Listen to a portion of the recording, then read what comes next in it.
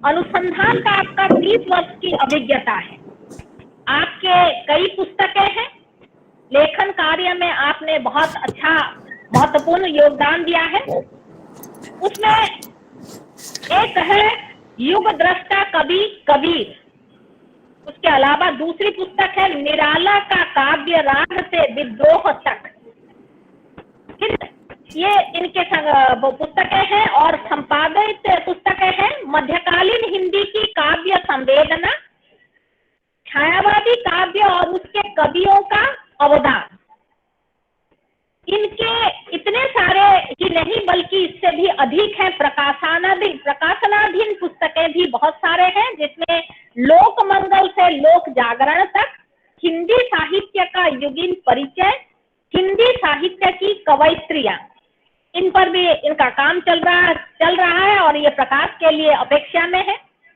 आपने बहुत सारे लघु शोध परियोजना का पर काम किया है, जिनमें है मुख्य तुलसी एवं रहीम की लोक नीतियां और उसकी प्रासंगिकता। दूसरी है हिंदी सूफी काव्य में भारतीय संस्कृति एवं लोक जीवन के तत्वों की विवेचना। तीसरी है 20वीं शताब्दी की हिंदी कविता की वैचारिक पृष्ठभूमि और उसका योगदान। इसके अतिरिक्त आपने कई राष्ट्रीय अंतर्राष्ट्रीय संगोष्ठियों में भाग लिया है, प्रतिभागिता की है। इसमें नंबर अगर हम गिनाएं तो 20 अंतर्राष्ट्रीय शोध संगोष्ठी में आपने प्रतिभागिता की है। उसमें अपने पेपर भी प्रेजेंट किया है। राष्ट्रीय संगोष्ठी का अगर देखें तो 125 से भी अधिक राष्ट्रीय संगोष्ठी में आपने सहभागिता की है और शोध पत्रों का प्रकाशन ये 30 से भी अधिक है। सरदार पटेल विश्वविद्यालय का आप विजिटिंग फेलो रह चुके हैं। अंतर्राष्ट्रीय शोध पत्रिका के मुख्य संपादक, साहित्य वर्तिका के मुख्य संपादक हैं। आपके अधीन 19 शोधार्थियों को पीएचडी की उपाधि मिली है। 5 शोधार्थी अभी शोध कार्य में रत हैं और 3 शोधार्थी अभी प्रयासरत हैं आपके अधीन काम करने में। शैक्षिक स्तर पर आपने पुस्तक लेखन और संपादन का काम किया है। मध्य प्रदेश सरकारी स्कूलों के लिए 5वीं से 12वीं तक की कक्षा के लिए आपने पुस्तकें रचनाएं की है। कई अंतर्राष्ट्रीय अकादमिक संस्थाओं के आजीवन सदस्य रह चुके हैं। तो आपके परिचय से लगता है आपका जो ज्ञान है वो किसी परिसीमा में बंधा नहीं है, बहुविध ज्ञान के अधिकारी हैं। आज आप हमें जीवनी और आत्मकथा इस विषय पर जो कहेंगे, जो वक्तव्य रखेंगे, हमारे लिए ही नहीं पूरे भारत से यहाँ के जो बच्चे जुड़े हुए हैं, जो विद्वान जुड़े हुए हैं, उनको भी लाभान्वित करेंगे। इसके लिए आपने हमारे निमंत्रण को स्वीकार किया था, इसलिए आपका बहुत बहुत धन्यवाद। अब प्रोफेसर अवधेश कुमार।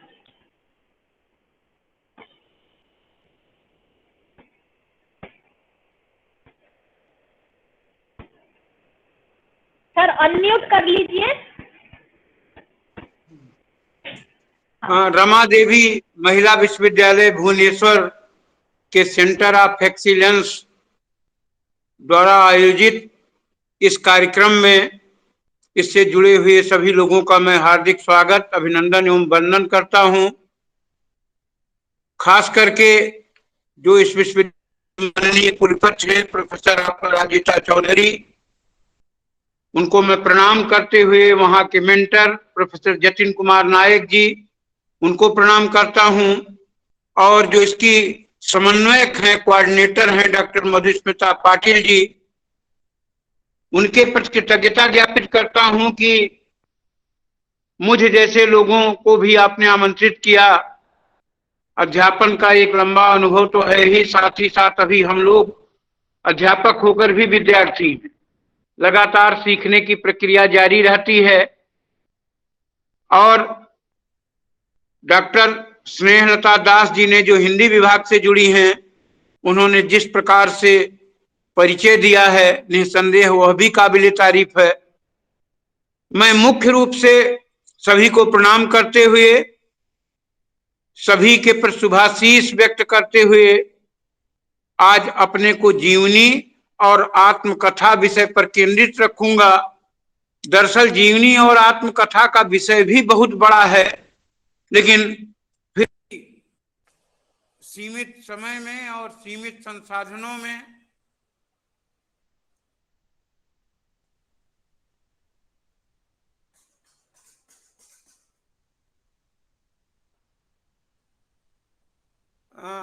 मैं यह प्रयास करूंगा कि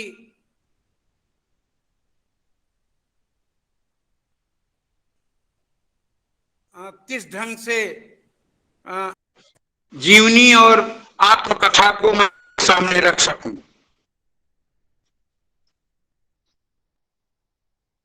इस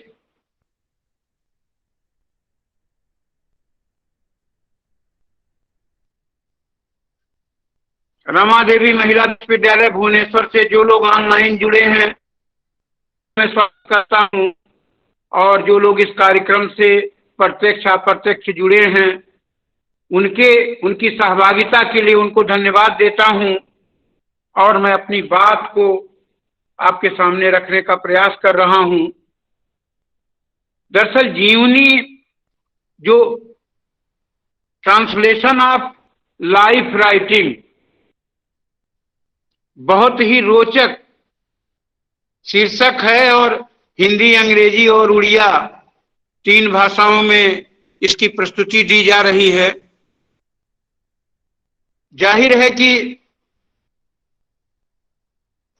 यह किसी भी राज्य के लिए अनिवार्य घटक है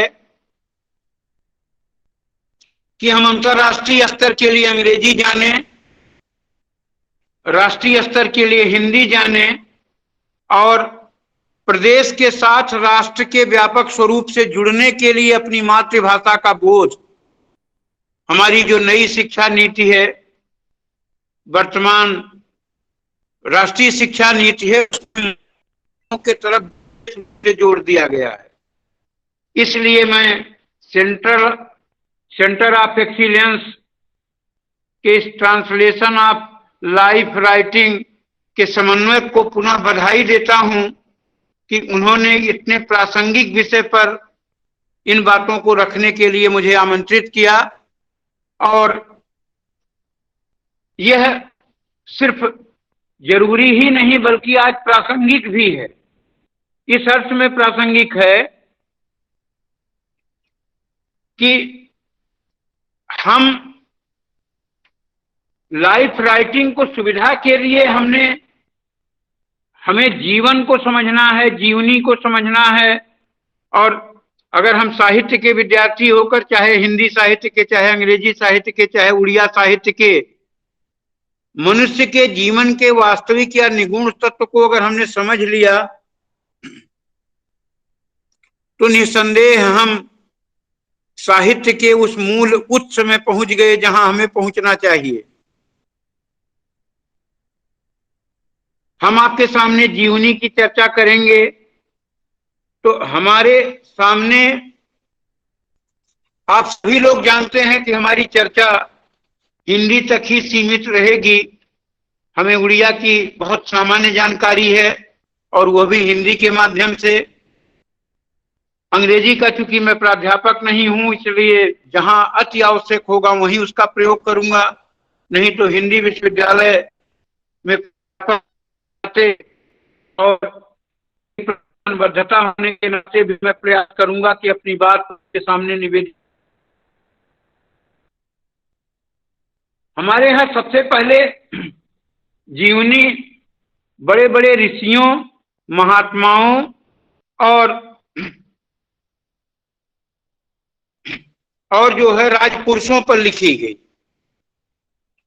संतों, महापुरुषों, राजनेताओं और बड़े बड़े चिंतकों और विचारों पर जीवनियां लिखी गई। और जीवनी और में अंतर ये है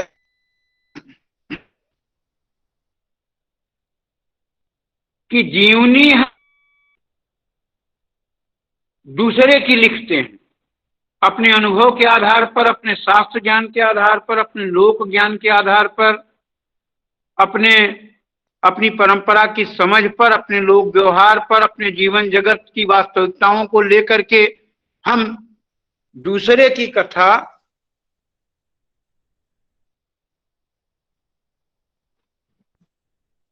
तो जीवनी हम दूसरे की लिखते हैं। और जब मैं अभी आपके सामने रचनाकारों का नाम लूंगा तब आपको पता चलेगा कि कितनी महत्वपूर्ण जीवनियां लिखी गई हैं। मैं यह भी प्रयास करूंगा कि जीवनी हमारे लिए क्यों आवश्यक है उसकी भी चर्चा आपके सामने करूं। जीवनी हमारे लिए क्यों आवश्यक है? जब हम किसी महापुरुष पर, किसी संत पर, किसी राजनेता पर, किसी महापुरुष पर जीवनियां लिखते हैं तो उनके जीवन में घटित जीवन की सच्चाइयों के साथ साथ हम उनके जीवन के साथ अपने जीवन को जोड़ करके एक तादात्म्य स्थापित करना चाहते हैं कि क्या उनका जीवन कितना मूल्यवान था और वह मूल्यवान जीवन सिर्फ अपने लिए जी रहे थे कि समाज के लिए जी रहे थे। आप अपने लिए चाहे जितने मूल्यवान हो, समाज में गणना तब होगी जब आप समाज के लिए जिए। तो जीवनी लेखक जो जीवनी लिखता है वह उसके अंतरंग तत्वों को पहचान करके, बहुत निकट का हो करके, उसकी प्रत्येक दिनचर्या को समझ करके, उससे रूबरू हो करके उसकी जीवन की परतों दर परतों को जान करके वह अपनी लेखनी चलाता है। और वह भी अगर जीवनी लेखक अपनी बात को बहुत सरस, बहुत मनोरम, बहुत मनोरंजक, बहुत आस्वाद परक नहीं लिखता, वो जीवनी बड़ी नीरस लगती है। अनेक जीवनियां ऐसी लिखी गई जो बड़ी महत्वपूर्ण नहीं हो पाई। कई बार हमारे भाव भी अच्छे हों, हमारी भाषा भी अच्छी हो और हमारी शैली भी रोचक हो। भाव, भाषा और शैली का जो अद्भुत सामंजस्य है यह किसी जीवनी लेखककार में होना चाहिए। और वह जिंदगी कोई बड़ी जिंदगी नहीं है। हमारे यहाँ कुंवर बेचैन ने एक शेर लिखा था, बहुत चर्चित शेर था कि जहां इंसान की औकात से दौलत बड़ी होगी, महल तनकर खड़े होंगे, झुकी हर झोपड़ी होगी, जरा सोचो कि मुंह तक रोटियां क्यों मां नहीं पाई, तुम्हारी ही कलाई में कहीं कुछ गड़बड़ी होगी।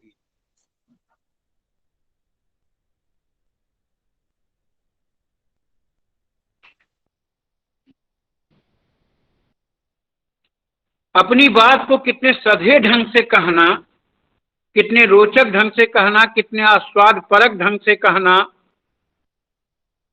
कितने उपयोगी ढंग से कहना और कितने सरस ढंग से कहना, यह जीवनीकार की पहली विशेषता है। और जिनकी जीवनी लिखी जा रही है, क्या वो समाज के लिए, हमारे लिए उपयोगी रहे हैं कि नहीं रहे हैं?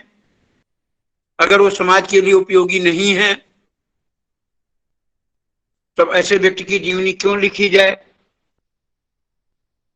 हम महात्मा गांधी पर जीवनी लिखें, हम अरविंद पर लिखें, हम रामकृष्ण परमहंस पर लिखें,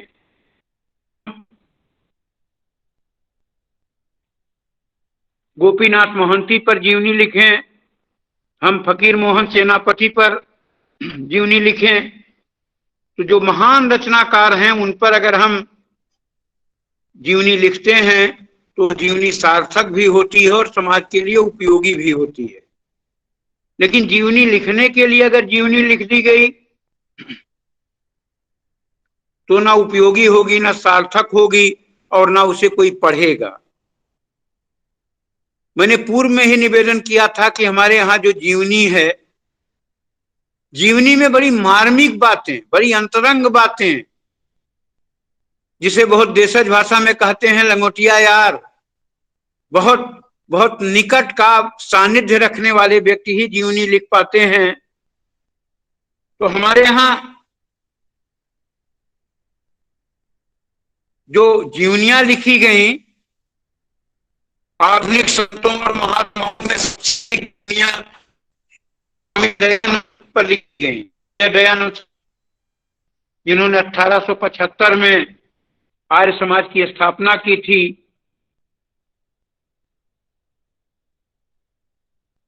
अन्य संतों में स्वामी विशुद्धानंद, रामकृष्ण परमहंस, स्वामी रामतीर्थ, स्वामी श्रद्धानंद आदि के चरित्र पर भी जीवनियां लिखी गई और इसी परंपरा में महात्मा गांधी पर अनेक जीवनियां लिखी गई। गांधी आधार रहे हैं, किंतु सब मिलाकर उनके व्यक्तित्व में एक संत और महात्मा का तत्व ही, क्योंकि जिस सत्य और अहिंसा के मार्ग पर वो चल रहे थे और जो लोग हिंसा के द्वारा बाधा उत्पन्न कर रहे थे, कैसे वो उनका डटकर मुकाबला करते हैं, ये कोई संत ही कर सकता है। घनश्याम दास बिरला जो बहुत बड़े उद्योगपति थे, उन्होंने बापू नामक एक कृति लिखी है महात्मा गांधी पर। ज्योति प्रसाद मिश्र निर्मल ने महात्मा गांधी पर जीवनी लिखी है और सुशीला नायर ने बापू के कारावास की कहानी 1949 में ये लिखी थी। जैनेन्द्र कुमार हिंदी के जो बड़े लेखक हैं, जिनके मनोवैज्ञानिक उपन्यास हैं त्यागपत्र, सुनीता, अकाल पुरुष गांधी जीवनी लिखा उन्होंने। और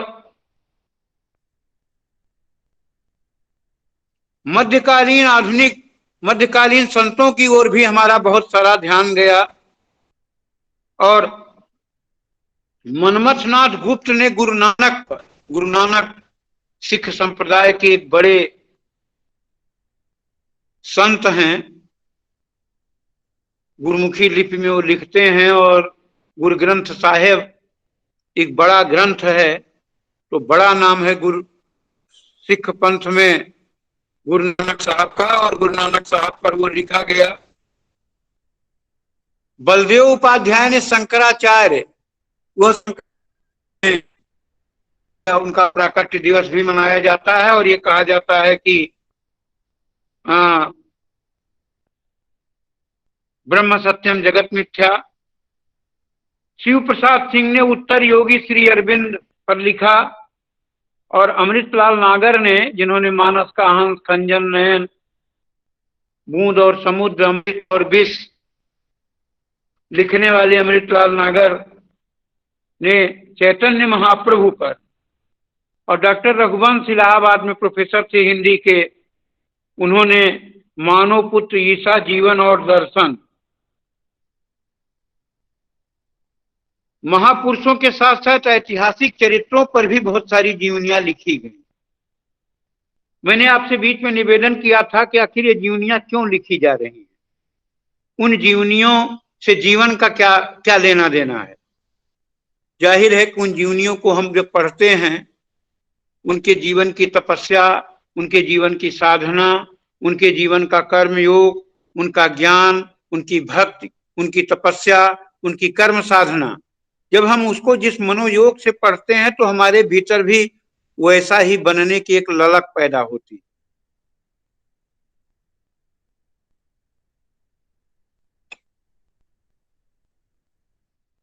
तो अगर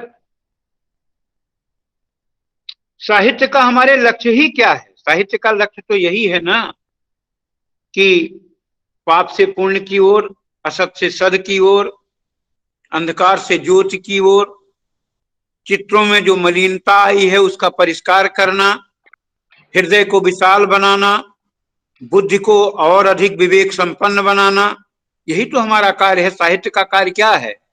दुनिया के किसी भी काल का, समय का और दुनिया का कोई भी साहित्य हमें इन्हीं बिंदुओं से निजात दिलाता है। जो आपके चित्त में विकार है उसका परिष्कार करना, कोमल वृत्तियों को जगाना, सोई हुई संवेदनाओं को या मरी हुई संवेदनाओं को जागृत करना, और एक अर्थ में हमारी सुषुप्त चेतना को जागृत करना और एक तरह से हमारी जो भावनाएं मुरझाई हुई हैं उन भावनाओं में पंखुड़ी लगा देना, उन भावनाओं में एक प्रकार से कोमल या राग तत्व का विकास कर देना। अगर आप विरागी हो रहे हैं, हमारे साहित्य में बार बार कहा जाता है, ना तो आपको नीरस होने की जरूरत है, न रसिक होने की जरूरत है, आपको सरस होने की जरूरत है। नीरस होंगे तो तत्वज्ञानी हो जाएंगे। आपको हमेशा विवेक के आधार पर ही आप काम करने लगेंगे। और अगर अधिक रसिक हो गए तो एक बहुत बड़ा शायर है, कहता है, नाजुक है दिल न ठेस लगाना इसे कभी, और गम से भरा है मेरे गमख्वार देखना। दिल मेरा नाजुक है, इसे ठेस नहीं लगाना है। मन का लटकना भी उचित नहीं है, वो विवेक के साथ, बुद्धि के साथ हृदय का जो समन्वय है साथ साथ चले, तभी हम एक विवेकवान पुरुष, एक विवेकवान व्यक्ति बन पाएंगे। हमें संवेदनशीलता की जरूरत है, लेकिन अतिशय भावुकता भी बुरी चीज है। उस अच्छे भावुकता पर भी, उस अच्छे भावना पर भी एक अंकुश बना रहे, एक ऐसा अंकुश, जैसे बहुत अच्छा रूपक, कठोपनिषद में एक बहुत अच्छा रूपक आता है, बहुत अच्छा रूपक आता है, मैं बार बार रूपक का उल्लेख करता हूं। वो कहते हैं कि हमारा ये शरीर एक रथ है, इस रथ को चलाने वाले चंचल घोड़े हैं, तो ये घोड़े हमारी इंद्रियां हैं। उस पर जो सारथी बैठा हुआ है वो हमारी बुद्धि है। और जिस समय सारथी अपनी लगाम को ठीक से नहीं पकड़ेगा तो घोड़ा कहीं गिरा देगा। हमारा दिल और मन घोड़े की भांति है। बिहारी ने एक बड़ा अद्भुत दोहा लिखा था, बिहारी सतसई में, कि लाज लगाम न मानही नैना मोह बस नाहि, ऐ मुहजोर तुरंग लो खैंचत ही चली जाए। तो जब हम साहित्य पढ़ते हैं तो मनोमालिन्य को दूर करने के लिए, कोमल वृत्तियों को पैदा करने के लिए और मनुष्य से बेहतर मनुष्य बनने की परिकल्पना हमारे मन में होती है। दुनिया के किसी भी साहित्य में, चाहे हम फकीर मोहन सेनापति का पढ़ें, चाहे हम गोपीनाथ मोहंती का पढ़ें, चाहे हम संत ज्ञानेश्वर का पढ़ें, चाहे कबीर का पढ़ें, चाहे तुलसी का पढ़ें, चाहे शेक्सपियर का पढ़ें, चाहे गालिब का पढ़ें। गालिब तो एक जगह कहता है कि गालिब बुरा न मान अगर दुनिया बुरा कहे, गालिब बुरा न मान अगर दुनिया बुरा कहे, ऐसा भी कोई है जिसे अच्छा कहें सभी, जिसे सभी लोग अच्छा कहें। रघुपत साहब फिराक भी उर्दू का एक बड़ा शायर है और अपनी शायरी के जिंदगी के जिन दो पंक्तियों की तरफ वो संकेत करता है कि फितरत मेरी इसको मोहब्बत, किस्मत मेरी तन्हाई, कहने की नौबत ही ना आई हम भी किसी के होले हैं। जब वो गुले नगमा की भूमिका लिख रहे थे, थोड़ा इतर कर रहा हूं, लेकिन साहित्य का लक्ष्य यह भी है कि आपके भीतर कोमल वृत्तियां जागें। उस कोमल वृत्तियों को बिना जगाए वो दुनिया के किसी भी साहित्य से मिल सकता है, तो अपनी समझ के अनुसार, अपनी रुचि के अनुसार गुले नगमा की भूमिका में वो लिखते हैं कि मैं चाहता था कि मुझे जिंदगी में एक खूबसूरत बीवी मिले। मेरे लाख चाहने के बाद मेरे परिवार वालों ने एक ऐसी बदसूरत बीवी से विवाह करवा दिया जिसमें जीवन के 30 वर्षों में कोई भी दिन ऐसा नहीं बीता है जिस दिन मैं दांत पीस पीस कर नहीं रह गया हूं। मेरी हालत कुछ वैसी हुई, मैं पापिन वैसी भई, कोयला भई न राख। तब वो एक नज्म लिखता है कि रात आधी से ज्यादा गई थी, सारा आलम सूता था और नाम तेरा ले लेकर कोई दर्द का मारा रोता था, और कुछ का कुछ कह जाता था इस फुरकत की बेताबी में, सुनने वाले हंस पड़ते थे, होश मुझे तब होता था, और तर्क मोहब्बत करने वालों कौन ऐसा जग जीत लिया। जो लोग कहते हैं कि प्रेम नहीं करना चाहिए, उनके लिए रफ़त सहाय फिराक की चुनौती है कि तर्क मोहब्बत करने वालों कौन ऐसा जग जीत लिया। इश्क के पहले के दिन सोचो कौन बड़ा सुख होता था, और फितरत मेरी इसको मोहब्बत किस्मत मेरी तन्हाई, कहने की नौबत ही ना आई हम भी किसी के होले हैं। तो बड़ा रचनाकार कैसे अपनी यूं तो मरने के लिए जहर सभी पीते हैं, जिंदगी तेरे लिए जहर पीना। अगर हमें जीवन जीना है और अगर जीना है तभी जीवनी लिख सकते हैं। इसलिए यह भी संदर्भ कहीं न कहीं जुड़ता है। वो कहता है कि यूं तो मरने के लिए जहर सभी पीते हैं, जिंदगी तेरे लिए जहर पीना है। तो जिंदगी में कई बार हम जीते जी कई बार जहर पीते हैं। अनिच्छा से दुनिया में बहुत सारे कार्य करते हैं, मजबूरी में करते हैं। तो इस संत महात्माओं के चरित्र के साथ हमारी जो जीवनियां लिखी गई, ऐतिहासिक चरित्रों की भी बड़ी जीवनियां लिखी गई, जिनमें संपूर्णानंद एक बड़े रचनाकार हैं, गद्य के बड़े रचनाकार हैं, जिन्होंने छत्रसाल पर जीवनी लिखी।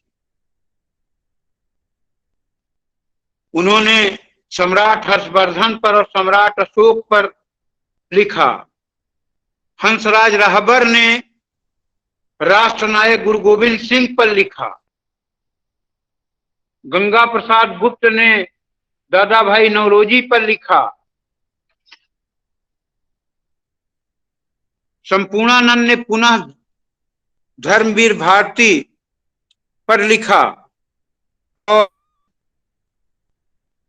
राजेंद्र प्रसाद ने, जो हमारे देश के प्रथम राष्ट्रपति थे, उन्होंने महात्मा गांधी पर लिखा चंपारण में महात्मा गांधी। पढ़ना चाहिए। दरअसल जीवनी में जो चीजें आएंगी, अगर चंपारण की घटना के वास्तविक तथ्य को जानना है तो चंपारण में महात्मा गांधी, जो राजेंद्र प्रसाद, और राजेंद्र प्रसाद ने अगर लिखा है, देश के प्रथम राष्ट्रपति थे, और जिस रूप में लिखा है, जिस सादगी के साथ रहते थे, तो बहुत सारी चीजें आ जाएंगी। पंडित सीताराम चतुर्वेदी ने महामना मदन मोहन मालवीय पर लिखा है। वही मालवीय जी जिन्होंने काशी हिंदू विश्वविद्यालय भिक्षाटन से बनवा दिया। बड़ी बड़ी संकल्पना। लोग तो ये बताते थे कि इलाहाबाद से लेकर के जो वर्तमान में प्रयागराज है, उस गंगा के किनारे वो शिक्षा का हब बनाना चाहते थे। प्रयागराज से लेकर के बनारस तक के गंगा के किनारे को पूरा का पूरा शिक्षा का हब बनाना चाहते थे। और दृष्टांत लोग बताते हैं कि उस समय किसी हैदराबाद के निजाम के यहाँ गए थे, कुछ मांगने के लिए। निजाम बड़ा नाराज हुआ, और मतलब ऐसा बताते हैं लोग, दृष्टांत में है कि वहां के निजाम ने जूती फेंक करके उनको, मालवीय जी को मारा या फेंका। बताते ये हैं कि मालवीय जी बड़े उदार व्यक्ति थे। वो तो गांधी जी की परंपरा के थे कि अगर आपको कोई गाली दे रहा है, आप नहीं लेंगे तो हमें, आपने मुझे कुछ, उनका ये मानना था कि आपने मुझे गाली दी, मैंने नहीं लिया, वो ठीक ऐसे ही है। हम आपको पेन दे रहे हैं, आप कह रहे हैं मुझे नहीं लेना है। तो उन्होंने कहा ठीक है, मैं इस जूती को जाकर के नीलाम कर दूंगा, और मैं ये कहूंगा कि हैदराबाद का निजाम अब बहुत संपन्न नहीं रहा, बहुत धनवान नहीं रहा। और उस जूती को जब उन्होंने यह कहा कि मैं जाकर नीलाम कर दूंगा, तो बहुत सारा पैसा दिया। और आज भी वहां हैदराबाद के निजाम के नाम पर हैदराबाद गेट है। जब आप बीएचयू में जाते हैं, जिन लोगों ने देखा होगा काशी हिंदू विश्वविद्यालय को, बनारस हिंदू यूनिवर्सिटी को, उसमें हैदराबाद के नाम से एक गेट बना है। बहुत सारा धन दिया छात्रावास बनाने के लिए और सारी चीजें। यह जीवनी से ही संभव है। जब हम किसी महापुरुष की जीवनी पढ़ते हैं तो मुझमें कायांतरण आ जाता है। महात्मा गांधी बार बार कहते थे कि नहीं, हमें पाप से घृणा करो, पापी से नहीं। पापी में इस बात की संभावना बची रहेगी कि कोई न कोई दिन ऐसा आएगा जिस दिन वो पाप करना छोड़ देगा। पाप हमारे लिए घृणित है। और वह भी कहते थे सिर्फ साधन ही पवित्र ना हो, हमारा साध्य ही पवित्र ना हो, हमारा साधन भी पवित्र हो। क्योंकि जिस रास्ते से जा रहे हैं आप, अगर वो रास्ता गलत है तो वह बहुत उचित नहीं कहा जा सकता। मनमथनाथ गुप्त ने चंद्रशेखर आजाद पर जीवनी लिखी। जगदीश झा ने मौलाना अबुल कलाम पर और छविनाथ पांडे ने नेताजी सुभाष चंद्र बोस पर। देवराज मिश्र ने राजर्षि टंडन पर और राम वृक्ष बेनीपुरी जिनके निबंध आप पढ़ते हैं, गेहूं बनाम गुलाब, बहुत चर्चित राम वृक्ष बेनीपुरी। जयप्रकाश नारायण पर जीवनी लिखी। और बलराज मधोक ने श्यामा प्रसाद मुखर्जी पर लिखी। देवव्रत शास्त्री ने गणेश शंकर विद्यार्थी पर जीवनी लिखी। और मुकुट बिहारी लाल ने लाल बहादुर शास्त्री का जीवन, नदी को तैर करके सर पर बस्ता रख करके और पार करते थे। जब हम अपने बच्चों को ये बताते हैं कि नदी को पार करके कितनी कठिनाई से, कितनी श्रम साधना के साथ, अगर हमारे जीवन का लक्ष्य बड़ा है, ठीक है तत्काल तो नहीं मिलेगा। हमें याद है 1986 के अमीर सुबहानी टॉपर थे उस समय, तब हम लोग प्रतियोगी परीक्षाएं दे रहे थे, तो उन्होंने बशीर बद्र का एक शेर कोट किया था कि जिस दिन से चला था मेरी मंजिल पे नजर थी, जिस दिन से चला था मेरी मंजिल पे नजर थी, मैंने तो कभी मील का पत्थर नहीं देखा। तो अगर आपका लक्ष्य बड़ा है, लक्ष्य आपका बड़ा है, तो कहते हैं ना, किसी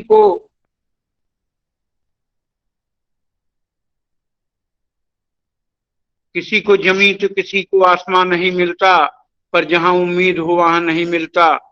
तो इस रूप में, और यह भी हमारे भीतर एक भाव जगाता है, खुदी को कर बुलंद इतना कि हर तकदीर से आगे, खुदा बंदे से खुद पूछे बता तेरी रजा क्या है।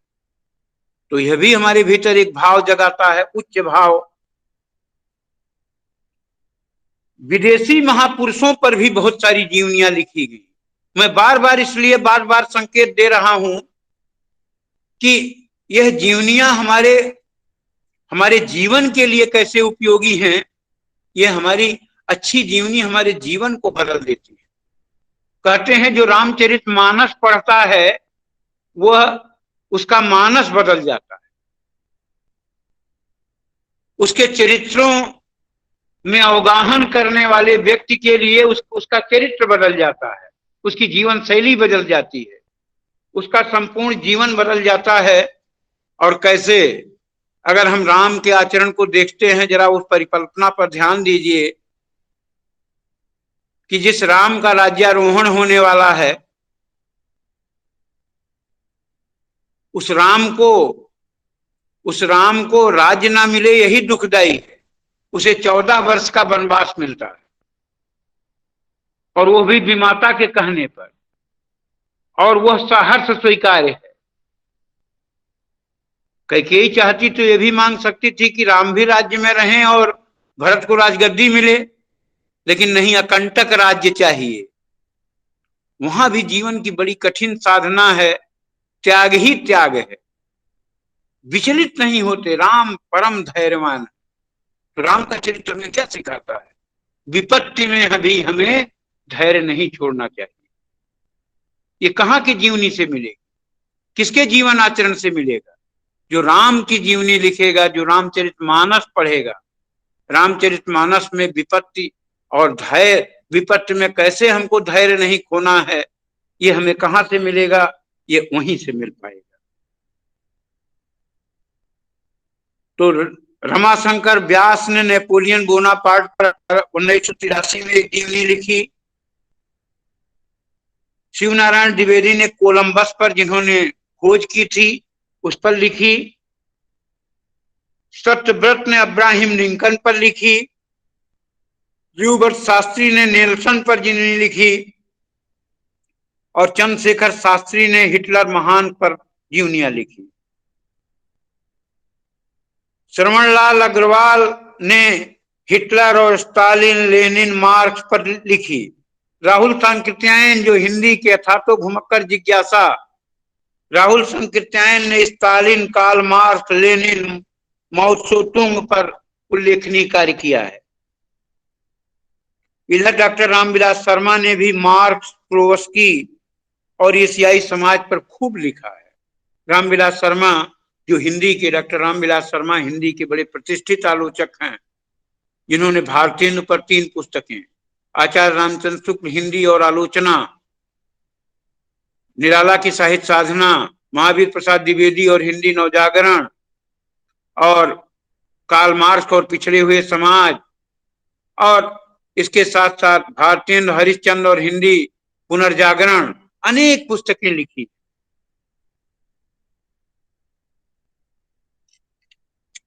ध्यान दें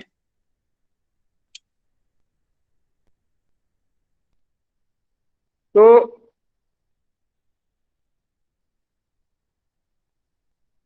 घनश्याम दास बिरला ने स्वयं लिखा और उन पर भी लोगों ने लिखा है, क्योंकि महात्मा बिरला जी ने इस देश के लिए जो काम किया है, जितनी धर्मशालाएं, जितने मंदिर, ठीक है उनकी उपासना पद्धति का आधार भिन्न हो सकता है, कुछ लोग मान सकते हैं, कुछ लोग नहीं मान सकते, लेकिन बिरला मंदिर हर शहर में, हर बड़े शहर में बिरला मंदिर दिखाई देगा, बिरला धर्मशाला दिखाई देगा। वो एक बड़ा पुनीत कार्य था। और उस समय बड़ी बड़ी कंपनियां जो स्थापित हुई, इन सब उद्योगपतियों का बड़ा योगदान था।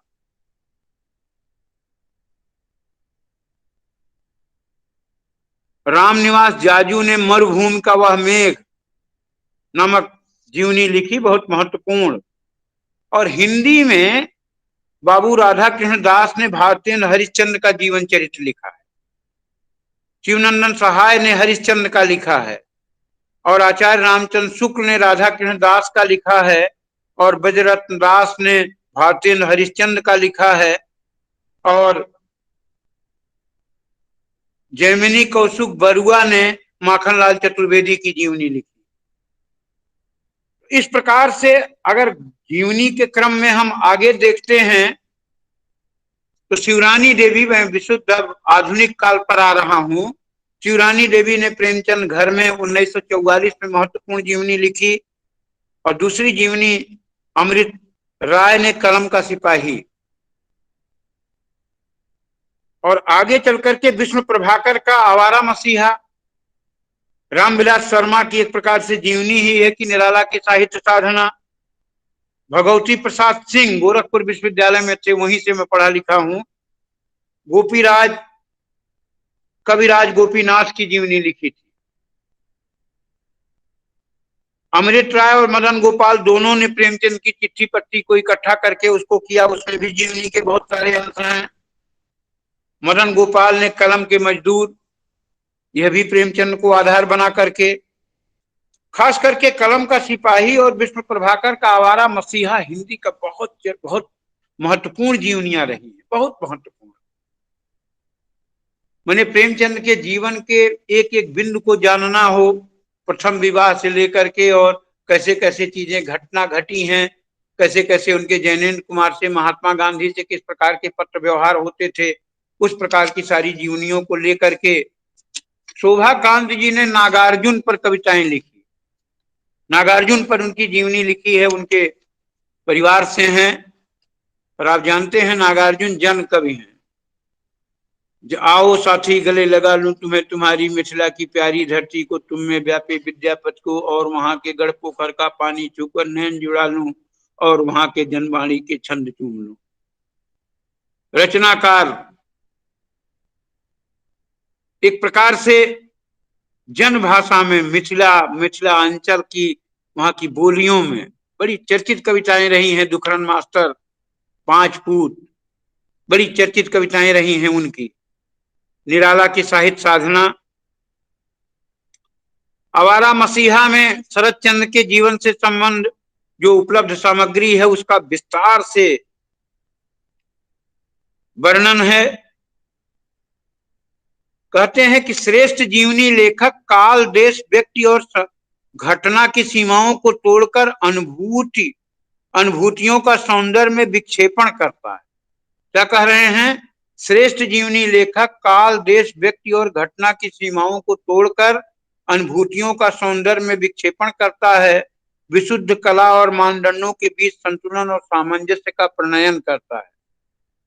तो जाहिर है कि निराला की साहित्य साधना इस ढंग से बहुत महत्वपूर्ण कृति है और शांति जोशी पंत जी के बहुत निकट थे, तो स्मितानंदन पंत पर, शिव सागर मिश्र ने दिनकर पर बहुत अच्छा काम किया और आगे चल करके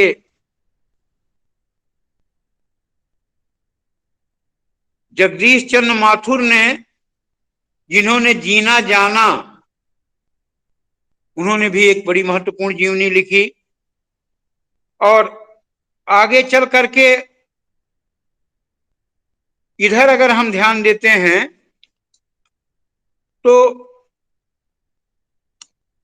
ज्ञानचंद जैन ने अमृतलाल नागर पर बहुत अच्छी जीवनी लिखी है।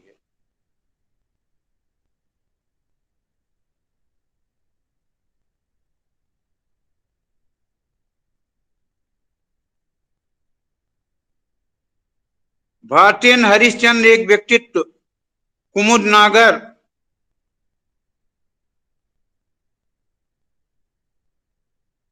और ज्ञानचंद जैन ने मेरे हमसफर, और कमलेश्वर जो गायत्री कमलेश्वर हैं, उन्होंने एक बहुत चर्चित कल्पतरकी उत्सव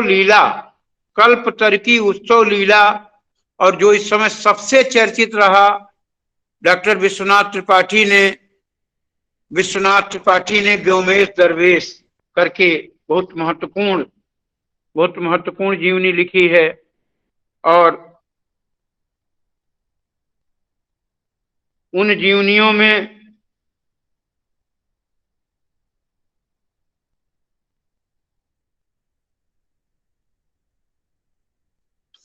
तो एक तरह से राहुल सांकृत्यायन की जीवनी, कमला सांकृत्यायन ने भी बड़ी महत्वपूर्ण जीवनी लिखी है, बहुत महत्वपूर्ण जीवनी लिखी है।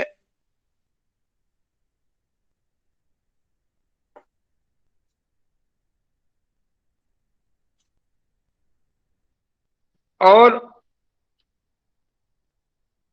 रांगे राघव की पत्नी सुलोचना रांगे राघव ने अपनी बेटी को 2 पत्र लिखे थे, उसको लेते हुए बहुत अच्छा उस रूप में लिखा है। तो उनकी भी जीवनियां बड़ी महत्वपूर्ण हैं।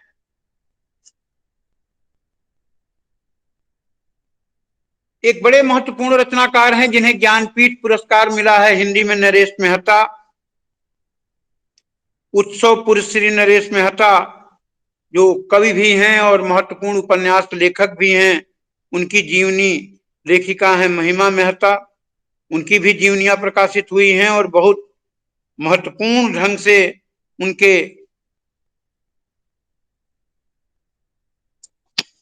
और 2004 में बड़ी महत्वपूर्ण जीवनी आई बट वृक्ष की छाया में।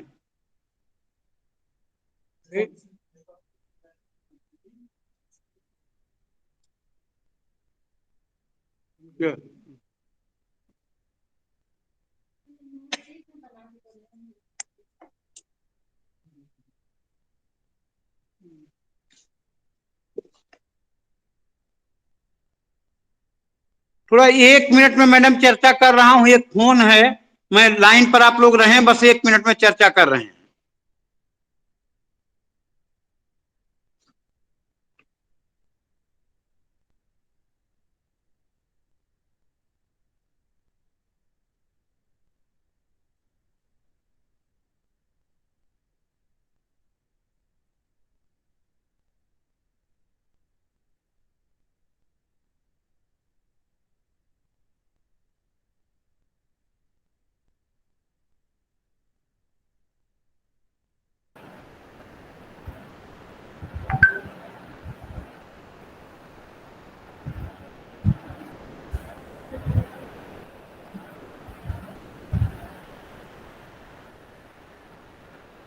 हेलो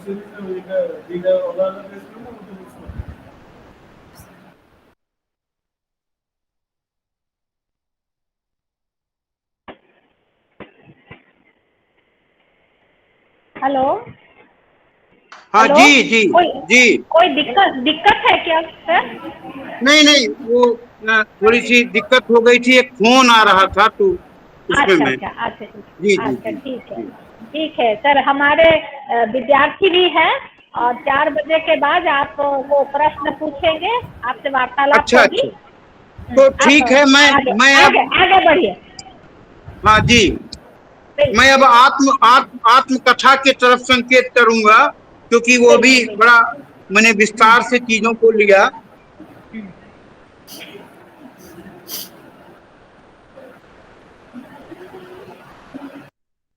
रामकृष्ण परमहंस की एक बड़ी महत्वपूर्ण जीवनी थी, कल्पतरू उत्सव लीला, जिसे कृष्ण बिहारी मिश्र ने जिसे कृष्ण बिहारी मिश्र ने इसको लिखा था, बहुत महत्वपूर्ण है।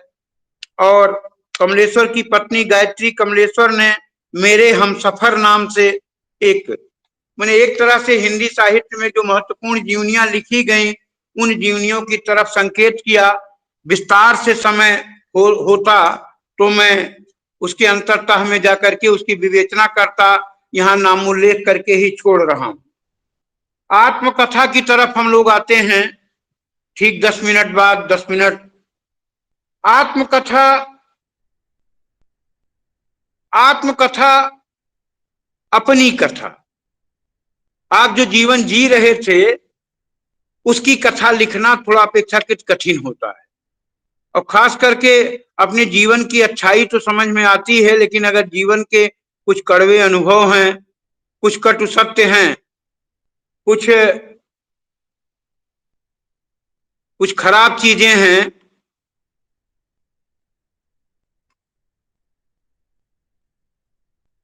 जीवन के कुछ मार्मिक पक्ष हैं, कुछ ऐसी चीजें हैं जो हम नहीं करना चाहते, लेकिन कई बार आत्मकथा लेखक बहुत बोल्ड होकर के उस मन के अंतरतम गूढ़ रहस्यों को भी, खास करके महात्मा गांधी की जो सत्य के प्रयोग, वह भी एक आत्मकथा ही है।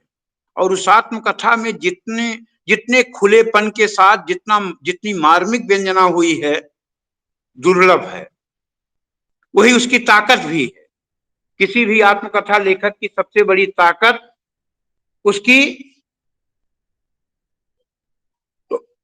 तो इसमें जो पहले आत्मचरितात्मक कथा लिखे जाते थे, उसमें पहली हिंदी में है वो अर्ध कथानक या अर्थ कथा, जो बनारसी दास जैन द्वारा लिखित है। स्वामी दयानंद स्वामी दयानंद ने जीवन चरित्र में भी उन्होंने अपनी आत्मकथा लिखी। डॉक्टर श्याम सुंदर दास जो हिंदी के बड़े लेखक हैं, उन्होंने मेरी आत्मकहानी, राहुल सांकृत्यायन मेरी जीवन यात्रा, डॉक्टर राजेंद्र प्रसाद रचित आत्मकथा वियोगी है जीवन पर मेरा जीवन प्रवाह, और देवेंद्र सत्यार्थी की 3 खंडों में प्रकाशित आत्मकथा है चांद सूरज के बीरन, नील यक्षिणी तथा नाच मेरी बुलबुल। पांडे बेचन शर्मा उग्र, जो कहानीकार भी हैं, उपन्यासकार भी हैं, अपनी खबर बहुत अच्छा है, बहुत अच्छी आत्मकथा है। माने अगर आप इसे पढ़ेंगे तो रोमांचित हो उठेंगे।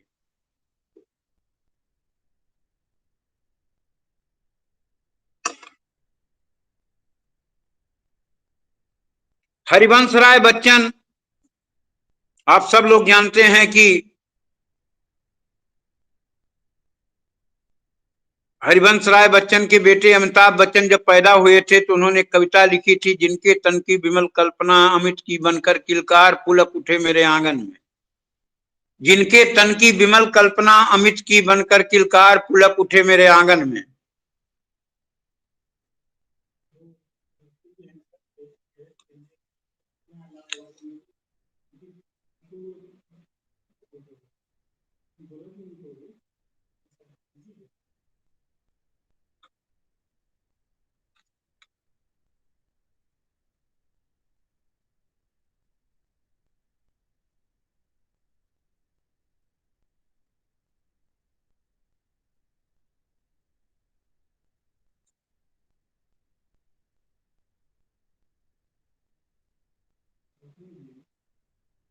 ठीक है।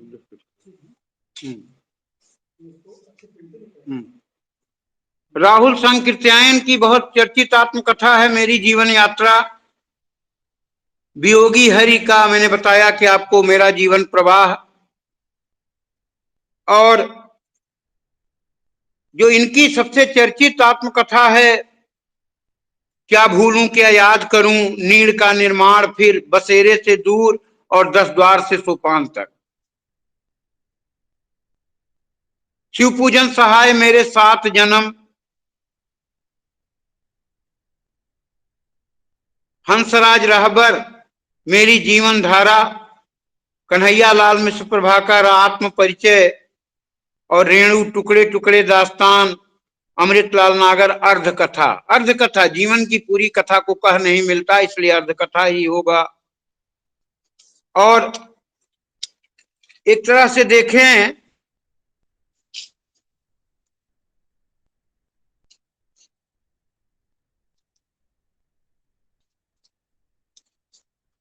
आत्मकथा के क्षेत्र में महिलाएं भी खूब उतर करके आई और बड़ी महत्वपूर्ण लेखिकाओं ने उस आत्मकथा के क्षेत्र में, जैसे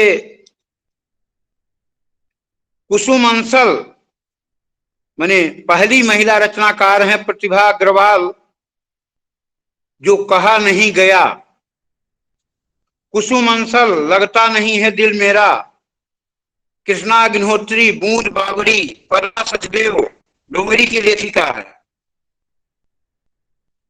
सब कही कुछ अनकही, शीला झुंझुनवाला, कस्तूरी, ये कस्तूरी कुंडल बसे, मैत्रेयी पुष्पा, हादसे रमणिका गुप्ता, एक कहानी यह भी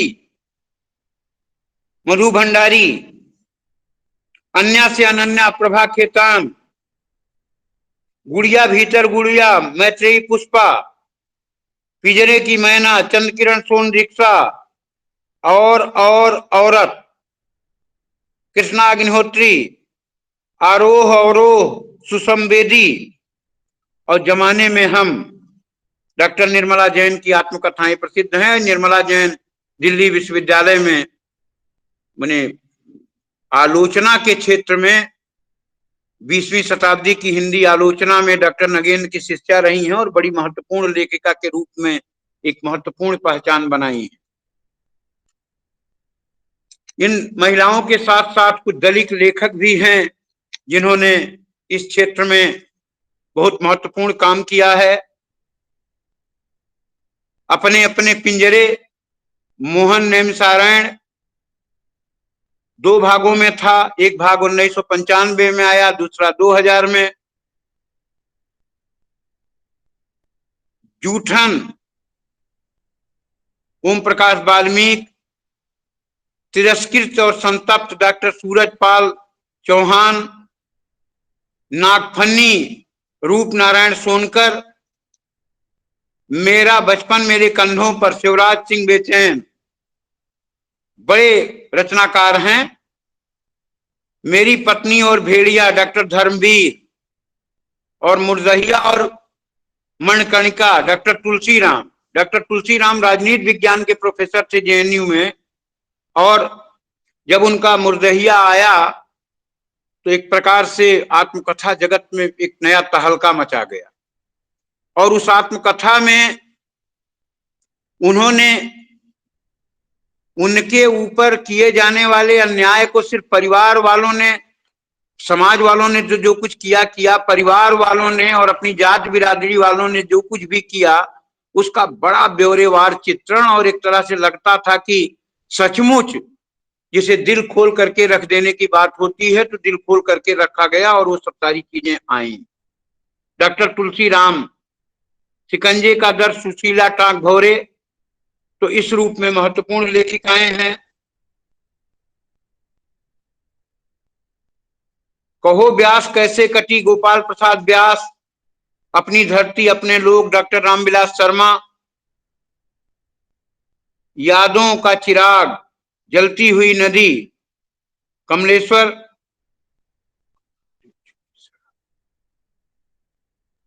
और गाली छुटी शराब रविंद्र का लिया। मुड़ मुड़ कर देखता हूं राजेंद्र यादव, पाव भर जीरे में ब्रह्मभोज अशोक वाजपेयी आदि ऐसे अनेक रचनाकार हैं जिन्होंने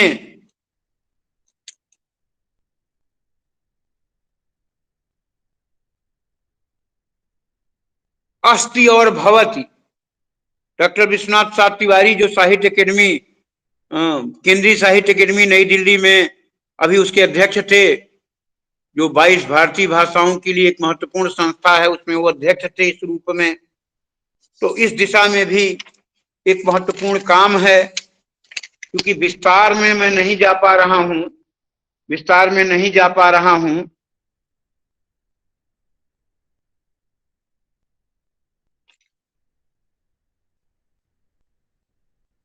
तो एक प्रकार से महिला लेखिकाएं, दलित लेखक और लेखिकाएं, और खास करके और आत्मकथा का विस्तार जो है वो दलित लेखकों में बहुत अधिक हुआ है। वह बार बार कहते हैं कि यह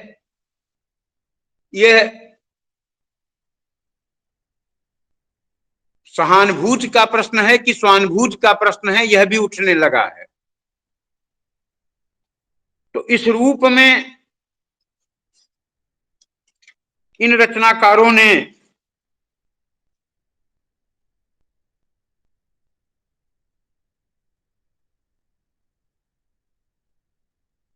जैसे सूरजभान चौहान ने अपनी आत्मकथा तिरस्कृत में एक जगह लिखा है, इस आत्मकथा में लेखक ने दो टूक शब्दों में यह खुलासा किया है कि सदियों से ब्राह्मणवादी मानसिकता से तिरस्कृत, पीड़ित और संतप्त दलित समाज आज स्वयं उसी मानसिकता का शिकार हो रहा है, और जो भी दलित पढ़ लिख कर किसी ऊंचे पद पर प्रतिष्ठित होता जा रहा है, वह अपने अन्य गरीब और अशिक्षित भाइयों को न केवल अपने से हीन मानता है, वरन उनमें भी परस्पर ऊंच नीच की भावना जगा दे रही है, और एक दलित दूसरे को अपने से नीच समझने लगता है। लेखक की ईमानदारी और साफगोई इस आत्मकथा की एक बड़ी विशेषता कही जा सकती है। तो देखिए, जब लेखक, कोई बड़ा लेखक कोई रचना लिखता है, तब वो आत्म पर की भावना से ऊपर उठ जाता है, और अगर उसमें यह भाव होता है तो कला की ऊंचाई पर नहीं पहुंच सकता, क्योंकि चाहे वो जीवनी लेखक हो चाहे आत्मकथा लेखक हो, जीवनी की तुलना में जीवनी दूसरे पर लिखी जाती है, और आत्मकथा स्वयं का साक्षात्कार है।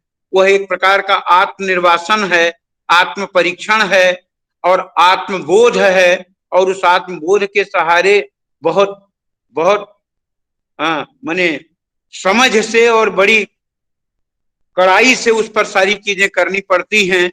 इसलिए अपेक्षाकृत वह और दुष्कर कार्य है, और उस दुष्कर कार्य को जो जितनी ही ईमानदारी से मुर्दहिया में डॉक्टर तुलसी राम ने जिस ईमानदारी का परिचय दिया है, उन्होंने कहा कनवा हमें सिर्फ बाहर के लोग नहीं बुलाते थे, कनवा परिवार के लोग, बड़े बूढ़े लोग और सभी लोग मतलब ऐसा कह के बुलाते थे। तो जितना मैं बाहर से पीड़ित था उतना परिवार वालों से भी था, जबकि होना यह चाहिए था कि परिवार वालों की सहानुभूति मुझे अधिक होती।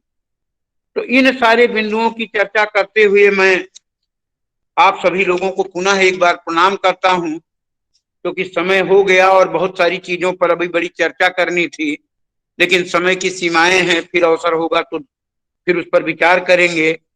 और अंत में इतना कहना चाहते हैं कि चाहे वो जीवनी लेखक हो चाहे वो आत्मकथा लेखक हो, जो जीवन के जितना ही निकट होगा, चाहे वो फकीर मोहन सेनापति हो, मैंने कहा चाहे वो माटी मटाल लिखने वाले गोपीनाथ मोहंती हो, चाहे वो प्रेमचंद हो, ये सारे लोग जीवन के जितने निकट जाकर के मनुष्य के जीवन के उसके संघर्षों का जितना ही गहराई से उसमें आत्म साक्षात्कार किया है।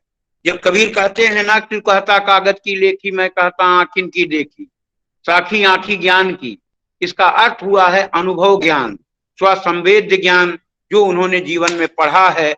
तो जीवनी से जीवन सुधरता है और आत्मनिरीक्षण से भी हमारा जीवन सफल बनता है।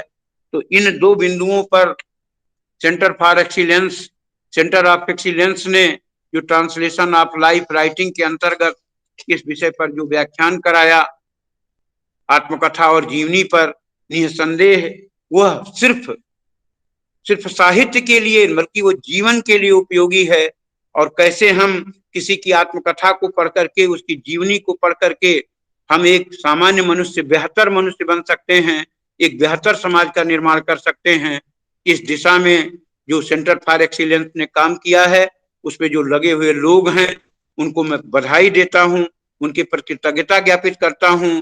और वहां की जो माननीय कुलपति हैं प्रोफेसर अपराजिता चौधरी मैडम, उनको मैं पुनः प्रणाम करता हूं। मेंटर जो उसके हैं प्रोफेसर जतिन कुमार नायक जी, उनको भी प्रणाम करता हूं।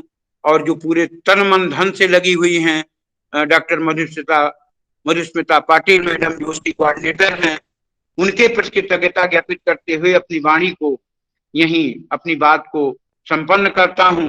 बच्चों से कुछ प्रश्न होंगे तो उस पर भी हम अपनी बातें रखेंगे। बहुत बहुत धन्यवाद आप लोगों को। नमस्कार सर, बहुत बहुत धन्यवाद। अब मैं निमंत्रण करती हूँ हमारी हिंदी विभाग की अध्यापिका विमला पात्रा को इस सेशन को, क्वेश्चन आंसर सेशन को मॉडरेट करने के लिए।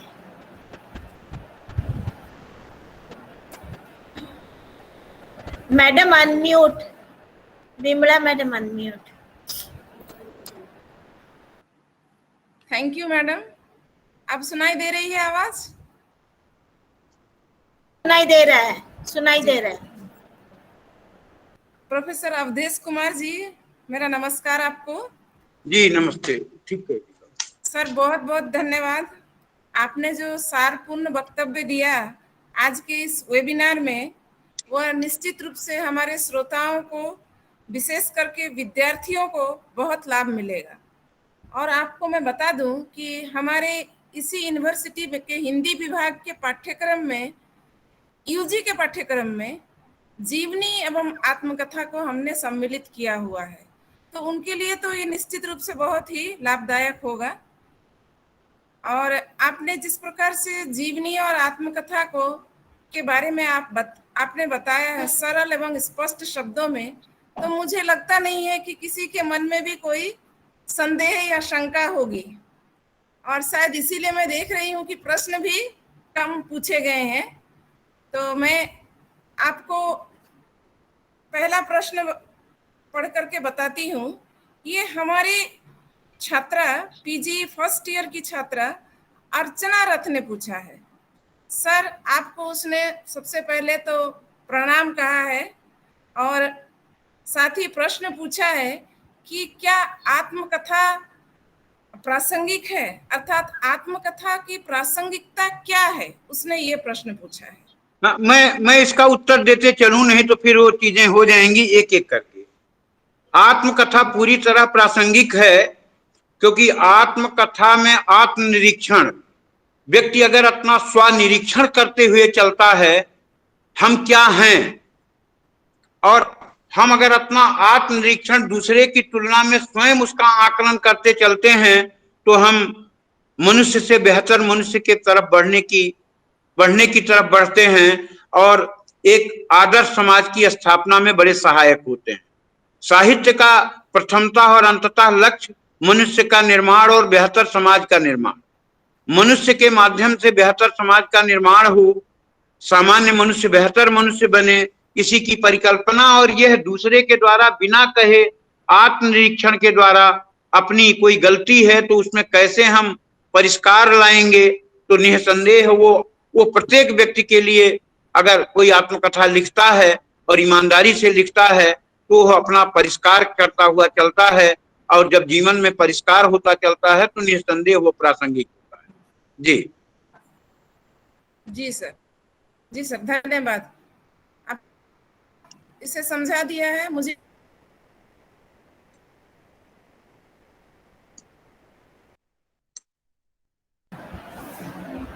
विमला मैडम कुछ सुनाई नहीं दे रहा है, तो लगे हाथ आप ये भी बता दीजिए सर, आप ये भी बता दीजिए जीवनी की फिर क्या प्रासंगिकता है। हाँ, देखिए, मैंने आपसे पूर्व में ही निवेदन किया था जी कि जीवनी दूसरे के चरित्र को लेकर लिखी जाती है। आत्मकथा अपेक्षाकृत दुष्कर कार्य है, आत्मकथा लिखना अपेक्षाकृत कठिन है। जीवनी में भी हम उसके जीवन का साक्षात्कार करते चलते हैं, हम उसके जीवन के दर परत चीजों को उभारते हुए चलते हैं, उसकी जीवन यात्रा के संघर्षों को, उसके आदर्शों को, उसकी मान्यताओं को, उसकी परंपराओं को, उसकी रुचियों को, उसकी अभिरुचियों को, उसके जीवन के जितने भी रूप हो सकते हैं उनके बारे में जब हम करते हैं तो जाहिर है कि अगर हम दूसरे के बारे में करते हैं तो वैसा अपने की भी बनने की कोशिश करते हैं। अगर हम महात्मा गांधी के जीवन चरित्र को बार बार पढ़ते हैं और उसकी जीवनी लिखना चाहते हैं तो जाहिर है प्रकारांतर से बहुत कुछ हमारे भीतर भी वो परिष्कार आता चलता है। हम क्योंकि मनुष्य बड़ा संवेदनशील प्राणी है। आज के विज्ञापन की दुनिया, आज के विज्ञापन की दुनिया क्या कर रही है? बार बार उन्हीं चीजों को थोप रही है, बार बार कर रही है, बार बार कर रही है, आपके सामने दिखाया जाता है तो उसी का प्रभाव आपके ऊपर पड़ता है। तो जिस दुनिया में, जिस लोक में आप बसते हैं, जिसकी जीवनी आप लिखते हैं, लगातार उनसे आप एक प्रकार से उनके पर समर्पित होकर के, उनके पर रागात्मक लगाव दे करके जिस रूप में हम करते हैं तो उसकी बहुत कुछ सीख हमारे लिए हमें भी मिलती चलती है और वह व्यक्ति तो महान होता ही है। बहुत सारा महानता का लक्षण मेरे भीतर भी आ जाता है। वो कहते हैं ना कि आवत जात रसरी परत निशान, मतलब एक ही जगह घिसने से तो लगातार अगर हम किसी की जीवनी के बारे में करते हैं तो किस रूप में सारी चीजें मिलती हैं। जी सर, जी धन्यवाद सर। सर और एक प्रश्न है, मेरा प्रश्न है कि आत्मकथा और जीवनी में हम जानते हैं अंतर है कि आत्मकथा स्वयं लिखी जाती है और जीवनी किसी और की लिखी जाती है। ये तो एक प्रमुख अंतर है। इसके सिवा इन दोनों में कोई और महत्वपूर्ण अंतर है? महत्वपूर्ण अंतर ये है कि देखिए, अगर वास्तविक लेखक तो दुखद प्रसंग को पा जाएगा। जैसे उसके साथ ऐसा कुछ घटा है, चाहे कोई स्त्री हो चाहे पुरुष हो, उसके जीवन में ऐसा कुछ घटा है जिसे वो बताना नहीं चाहता। कई बार वो लोक लज्जा का, कई बार उसमें उसकी बदनामी छिपी होती है कई बार। लेकिन जिस नग्नता के साथ, जिस सत्यता के साथ महात्मा गांधी उभारते हैं, हर व्यक्ति महात्मा गांधी नहीं हो सकता। तो जाहिर है कि वहां दुराव और छुपाव की बातें बहुत बनी रहेंगी। मान लीजिए कि प्रारंभ में कोई बड़ा लेखक है, मान लीजिए चाहे वो जीवनी लेखक या आत्मकथा लेखक, कोई भी बड़ा आत्मकथा लेखक हो, उसका जीवन में कोई प्रेम प्रसंग रहा हो बहुत बचपन में। अब वो जाहिर है कि उसे वो नहीं कहना चाहेगा, क्योंकि जिस महानता के आधार पर वो समाज में जो उसकी प्रतिष्ठा व्याप्त हो गई है, तो अगर वो आत्मकथा लिखेगा तो जाहिर है कि उससे उसके छवि में थोड़ी उसकी छवि धूमिल हो सकती है। लेकिन आत्मकथा की दृष्टि से तो वो तथ्यों को छिपा रहा है। कई बार जब हम बायस्ड होकर लिखते हैं, उदाहरण के लिए मान लीजिए हम किसी वर्ग विशेष के हैं और हम लिख रहे हैं तो उन तथ्यों को छिपाएगा। तो देखिए, बड़ा रचनाकार, कालजयी रचनाकार और एक प्रकार से जो बहुत लंबे समय का एक महान रचनाकार कोई छोटा कार्य नहीं करता। वो जीवन के एक बड़े उद्देश्य को लेकर के, एक बड़े कालखंड को लेकर के करता है। अगर वो चाहे आत्मकथा लिखे चाहे जीवनी लिखे, जीवनी अपेक्षाकृत आसान है, आत्मकथा लिखना अपेक्षाकृत दुष्कर कार्य है। आत्मकथा में बहुत सारी चीजें चाह कर भी हम नहीं दिखा पाते, लेकिन जीवनी में वो चीजें दिखाई जा सकती। जी सर। जी स्वाति पटनायक है कि के तत्व क्या हो सकते और क्या आत्मकथा लिखने के लिए एक प्रतिभाशाली व्यक्ति होना आवश्यक है? ये उसने अच्छा पूछा है। क्या आत्मकथा लिखने के लिए एक प्रतिभा होना जरूरी है? दो प्रश्न इसने पूछे हैं। पहला कि आत्मकथा के तत्व क्या हैं, पहले ये बता दीजिए सर। देखिए, इन विधाओं को अभी किसी बड़े लेखकों ने किसी तत्वों की बात नहीं की है। जैसे हम कथा तत्वों और कहानी तत्वों पर एक उसका एक विवेचन हो गया, कथानक होगा, उद्देश्य होगा, चरित्र चित्रण होगा, वैसे इसमें अभी कोई मुकम्मल रूप में वो बातें, क्योंकि ये हिंदी की लघु विधाएं हैं। हिंदी की जो 5 प्रमुख विधाएं हैं, चाहे वो निबंध हो, चाहे आलोचना हो, कहानी हो, उपन्यास हो, नाटक हो और निबंध हो, उन विधाओं की तो बहुत सारी स्थितियां बन गई हैं। ये चूंकि लघु विधाएं हैं, इसलिए लघु विधाओं का कोई तत्व नहीं बना है। दूसरा प्रश्न क्या था सर? दूसरा, एक मिनट सर।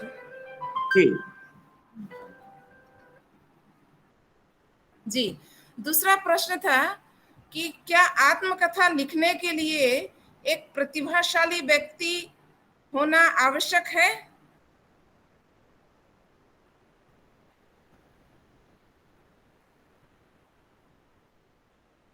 क्या प्रतिभाशाली व्यक्ति ही आत्मकथा लिख सकता है? एक सामान्य व्यक्ति का लिखना ठीक रहेगा या नहीं? जी मैडम, साहित्य की जो हमारी बुनियादी परिभाषा रही है, जी, उस बुनियादी परिभाषाओं में से कहते हैं कि काव्य के कारणों में से 3 है: प्रतिभा, व्युत्पत्ति और अभ्यास। आप जानते हैं काव्य प्रयोजन भी माने गए। काव्यम यस्य अर्थकृते व्यवहार विदे शिवातरक्षते सद्या पर निर्वृत्ते कांता सम्मित तयोपदेश युजे। तो जो कहा गया कि काव्य हेतु में, काव्य के कारणों में, काव्य माने साहित्य के कारणों में, काव्य उस समय था श्रव्य काव्य, दृश्य काव्य, खंड काव्य, जो अब वो साहित्य का पर्याय हो गया, तो उस पर्याय में प्रतिभा एक अनिवार्य घटक है। आप ध्यान दीजिए रामचंद्र शुक्ल के इतिहास को, उनमें वाक चातुर्य था, प्रतिभा थी। कबीर के बारे में भी वो कहते हैं, रामचंद्र शुक्ल, उनमें वाक चातुर्य था, प्रतिभा थी। अगर यह प्रतिभा 2 प्रकार की होती है, एक अर्जित और दूसरी जिसे प्रत्युत्पन्न मतित्व बुद्धि, जिसे प्रातिविज्ञान कहते हैं।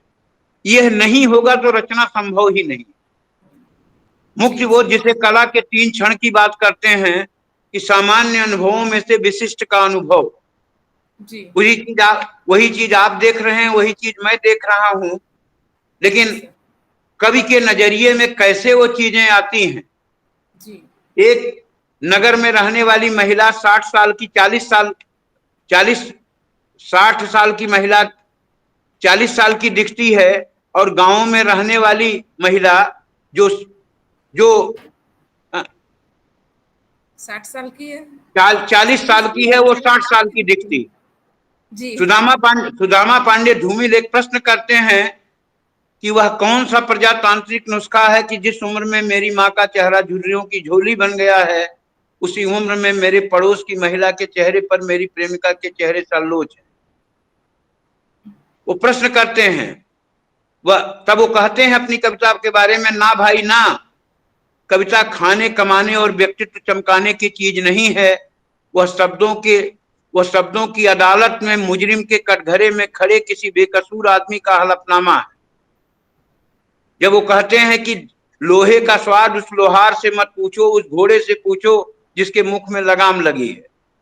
वो कहते हैं इस समाज में एक आदमी वो है जो रोटी बेलता है, एक आदमी वो है जो रोटी खाता है, एक तीसरा आदमी भी है जो न रोटी बेलता है न रोटी खाता है, वह सिर्फ रोटी से खेलता है। मैं पूछता हूं यह तीसरा आदमी कौन है? मेरे देश की संसद मौन। तो जो ये प्रश्न उठता है, कला कहां से बनेगी?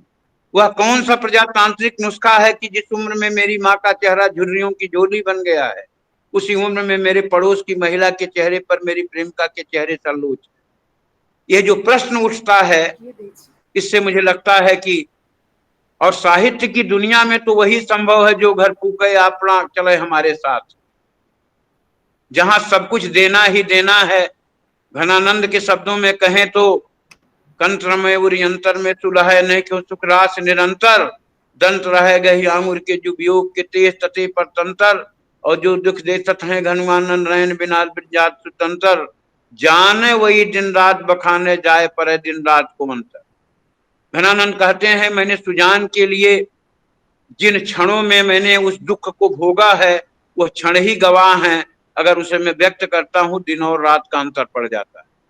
तो यह जो उसकी घनीभूत पीड़ा है, रचनाकार की जो पीड़ा है, उस पीड़ा का जितना ही सघन अनुभव होगा रचना उतनी ही महान होगी। जितना ही वो अपने को आत्म साक्षात करता चलेगा रचना उतनी ही बड़ी होगी।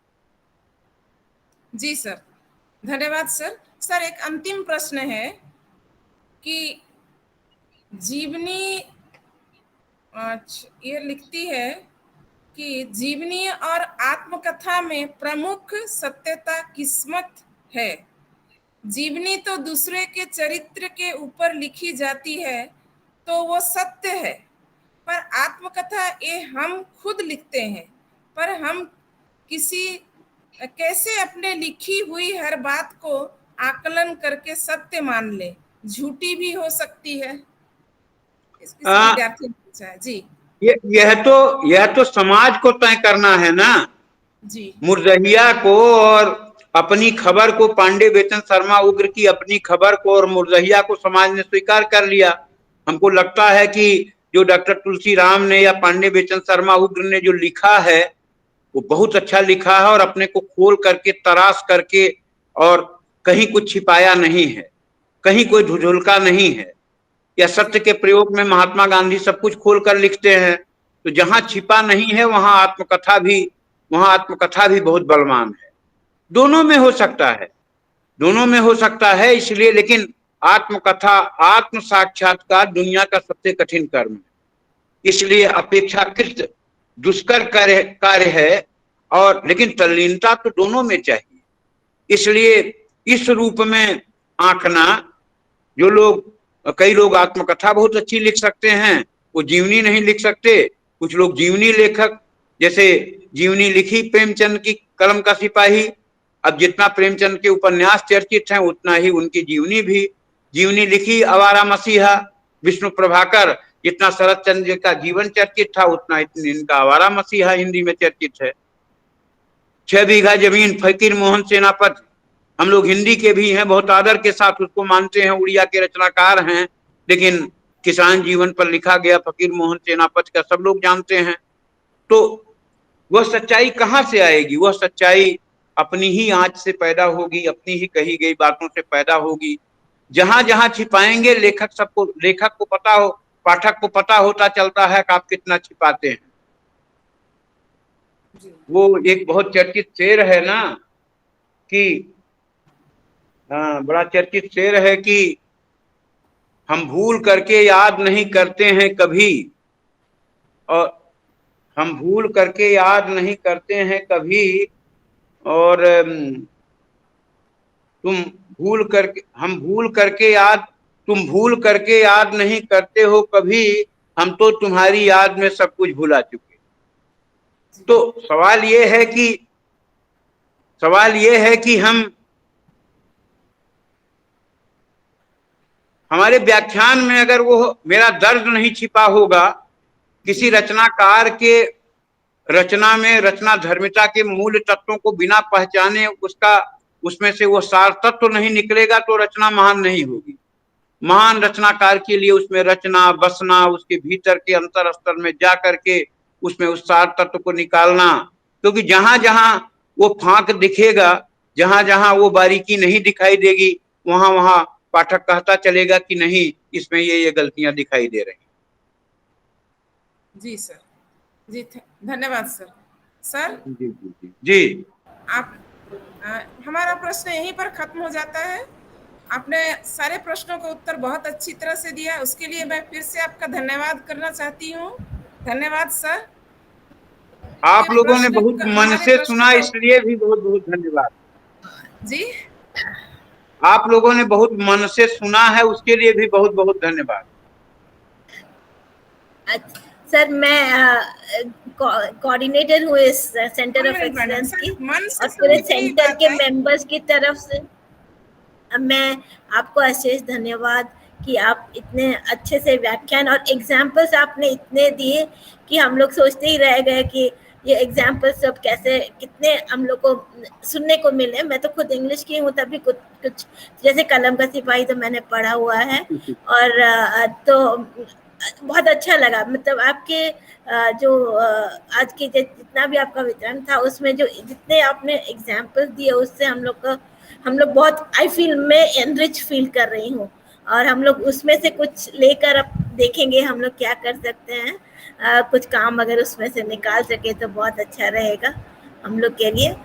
और अब आपको मैं एक रिक्वेस्ट भी करना चाहूंगी कि अगर आप एक पेज, आप जितना भी आज बोले, अगर एक पेज में आप हमें कुछ लिख कर दे सकते हैं तो बहुत अच्छा रहेगा। हम लोग अपने रिकॉर्ड के लिए डॉक्यूमेंट करना चाहेंगे उसको। नहीं, बिल्कुल मैं दे दूंगा। थोड़ा हो सकता है 2-4 दिन का समय लगे, लेकिन दे दूंगा। जी। और हम लोग ये रिकॉर्डिंग कर रहे हैं, और आपका इसको भी हम लोग अपने YouTube में अपलोड करने के बाद आपको लिंक भेज देंगे। और कुछ जी सर, और मैं आपसे फिर से धन्यवाद देती हूँ। बहुत धन्यवाद परिवार से की तरफ से धन्यवाद। जी, आप सभी लोगों को धन्यवाद और पूरे सेंटर को बधाई जी। और आप जब भी कहेंगे मैं उपस्थित रहूंगा। जी सर, जरूर। धन्यवाद। धन्यवाद। मैडम, फोटो ले लिया ना? हाँ, आपने स्नैप ले लिया? अच्छा, ठीक है। तो सर हम अब विदा लेते हैं आपसे। जी, आप सभी लोगों को बधाई।